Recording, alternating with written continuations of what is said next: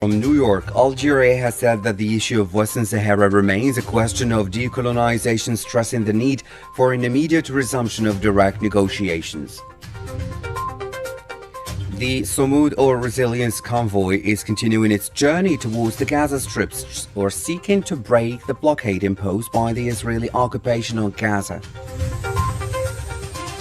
The UK is joining Australia, Canada, New Zealand and Norway in sanctioning two far-right Israeli ministers over repeated incitements of violence against Palestinian communities in the occupied West Bank.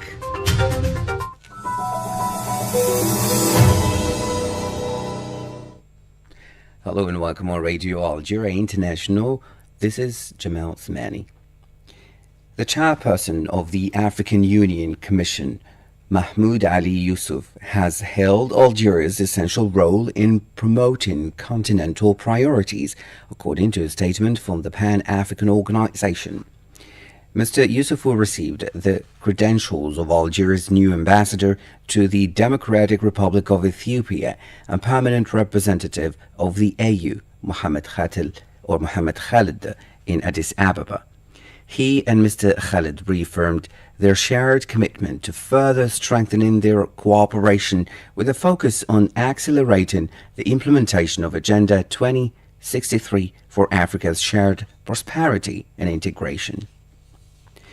As you followed in our top stories, the permanent representative of Algeria to the United Nations, Ambassador Ammar Benjama, has reaffirmed from New York that the issue of Western Sahara remains a question of decolonization between Morocco and the Polisario Front, stressing the need for an immediate and substantial resumption of direct negotiations between the parties to the conflict. Masoud Sharfi has the details in this report. In his speech during the UN Decolonization Committee C24 session devoted to the issue of Western Sahara, occupied by Morocco since 1975, Mr. Benjama deplored the fact that after 6 decades of debate in the UN General Assembly, the referendum on self-determination promised to the Sahrawi people has still not taken place, despite Resolution 2229, which strongly reaffirms this fundamental right. The ambassador also lamented the fact that the United Nations mission for the referendum in the Western Sahara, MINURSO, which was established nearly 4 decades ago by the UN Security Council, is still struggling to fulfill its mandate of organizing the referendum. Regarding the human rights situation in the occupied Sahrawi territories, Algeria's permanent representative to the UN cited several points mentioned in the report by UN Secretary General Antonio Guterres, namely police supervision, arbitrary detention, prohibition of visits and expulsion of parliamentarians, including European ones, and expulsion of UN rapporteurs, including journalists. We encourage the Committee of 24 to mobilize all its means to protect the rights of the Sahrawi people and finally complete this decolonization process. There is only one path open to us: the immediate resumption of direct and substantive negotiations between Morocco and the Polisario Front for just and lasting solution, guaranteeing the self-determination of the people of Western Sahara. Mr. Benjama stressed that Algeria, which suffered immensely from colonization, resolutely supports just causes and reaffirms that the UN must act with determination to eliminate the last vestiges of colonialism. During the Special Committee on the Situation with regard to the implementation of the Declaration on the Granting of Independence to Colonial Countries and Peoples, also known as the Special Committee on Decolonization or C24, the representative of CODESA, which is a collective of Sahrawi human rights defenders, has said that war crimes are committed in Western Sahara, adding that its members are subjected to daily oppression simply for reporting the truth on the ground. أقف اليوم أمامكم لتجديد تأكيد استمرار واقع الاحتلال المغربي للصحراء الغربية. I am here today to reaffirm that the Moroccan occupation continues in Western Sahara, and with that come grave violations that are war crimes and crimes against humanity that are systematically implemented against the Sahrawis in light of the absence of a UN mechanism to protect them and the delay of realizing our right to self-determination in line with the UN Charter. The members of CODESA, our organization, face oppression and retaliation and siege and isolation, social and economic isolation and defamation. Our members are prevented from protesting and from assembling, and this is because they document the grave abuses that are committed in the region. المرتكبة في الإقليم. For his part, the representative of South Africa has said that the United Nations mission for the referendum in Western Sahara has failed its mission, expressing concern about the fate of the Sahrawi people. South Africa is particularly concerned about the plight of the people of Western Sahara, the last remaining colony on the African continent. Despite General Assembly Resolution 1514, the advisory legal opinion of the International Court of Justice of 1975, and the relevant decisions of the African Union, to date, UN-sponsored efforts to achieve a just, lasting, and mutually acceptable political solution, which would provide for the self-determination of the people of Western Sahara, have yielded little results in finding a political solution. The United Nations mission for the referendum in Western Sahara, established in 1991, has failed to deliver on its core mandate, of which its primary responsibility is holding a referendum. We reaffirm that Security Council Resolution 690 and 725 remain internationally, legally binding resolutions, particularly relating to the need to hold a referendum on the future of Western Sahara. Maloudini Soufi, a petitioner from Western Sahara who delivered a vibrant speech, called for halting the plundering of resources of Western Sahara and for taking an immediate action. The Moroccan regime, aided by the foreign allies, seeks to impose its will by force. But we, the Sahrawis, stand the fight. We demand the right to self-determination through a free and fair referendum. We demand an end to the illegal exploitation of our resources. We demand justice for our political prisoners. The Sahrawi struggle is the test of this committee's resolve. Every moment of inaction is a betrayal. The time of empty rhetoric is over. We need decisive action for self-determination, human rights, and justice. In the end, I would like to remind you again that there is no such Moroccan Sahara. There is only Western Sahara.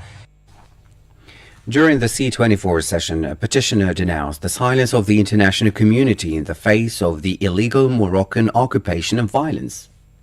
It is the year 2025 and Western Sahara is still not free. That is a global disgrace. We cannot continue sitting in this chamber year after year, passing resolutions and offering statements of concern while an entire people remains silent, exiled, and occupied. The Swahili people have waited nearly 50 years for justice. They should not have to wait one more day. The International Court of Justice made it crystal clear in 1975 that Morocco has no legal sovereignty over Western Sahara. And yet, Morocco continues to occupy it. They continue to brutalize the Swahili people. They continue to plunder the land, its phosphates, its fisheries, its resources, not for the benefit of the Swahili people, but for private profit and foreign interests. If we truly believe in self-determination, then we must act like it. If we believe colonialism has no place in the 21st century, then we must end it, including in Western Sahara. You're still listening to Radio Algeria International. We're coming live to you from the capital, Algiers. The Somoud or Resilience Convoy is continuing its journey toward the Gaza Strip with the participation of a number of activists seeking to break the blockade imposed by the Israeli occupation on Gaza. The convoy carries about 1,700 participants from Maghreb countries, including about 200 participants from Algeria. The official spokesperson for the Somoud or Resilience Convoy, Wael Nawar, said the convoy conveys a message to all free people of the world to take action for the Palestinian people's rights and reject all forms of occupation and genocide. Many others who will take part in this action in support of Gaza flew directly to Cairo in Egypt. The 8 international activists who were aboard the Madeleine ship of the Gaza Freedom Flotilla have been held in custody by the Israeli occupation. An Israeli court has issued a ruling to keep the activists detained after rejecting legal appeals submitted by the legal team from Adalah, the Legal Center for Arab Minorities there. In a statement, they emphasized that the law the court relied upon was illegal entry into the country, which does not apply to the activists' case, as none of them sought to enter Israel as its territorial waters. Their plan was to depart from Sicily and reach Gaza's territorial waters, recognized as part of the state of Palestine via international waters. Meanwhile, the UK is joining Australia, Canada, New Zealand and Norway in sanctioning two far-right Israeli ministers over repeated incitements of violence against Palestinian communities in the occupied West Bank. The details with Asabika.